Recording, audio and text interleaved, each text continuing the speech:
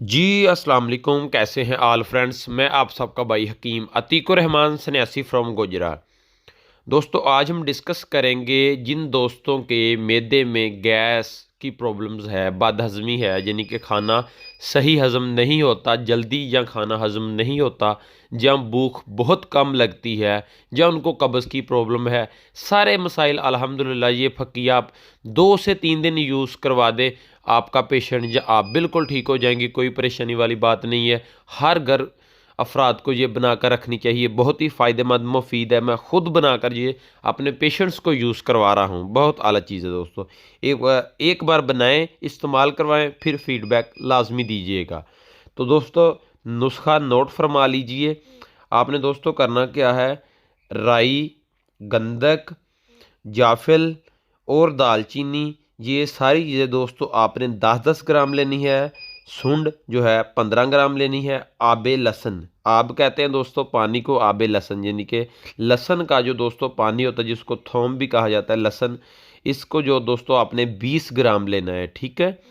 और दोस्तों आपने ज़ीरा, सफ़ेद ज़ीरा जो हांडी में यूज़ होता है, ये भी दोस्तों आपने 10 ग्राम लेना है।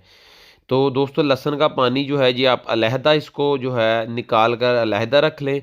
बाकी सारी चीज़ें अलहदा अलहदा दोस्तों इसका आप सफ़ूफ बना लें।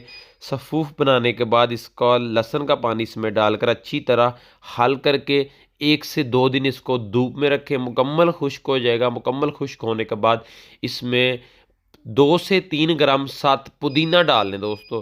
50 स्टोर से जो भी मैं चीज़ें बताता हूँ बहुत आसानी ईज़िली ये 50 स्टोर से मिल जाती हैं। साथ पुदीना डाल लें दोस्तों, उससे जो है इसकी जो है आपकी जो फकी है इसकी जो है महक बहुत अच्छी हो जाएगी, और जब आप खाएंगे तो आपके मुंह को ठंडक भी फराहम करेगा।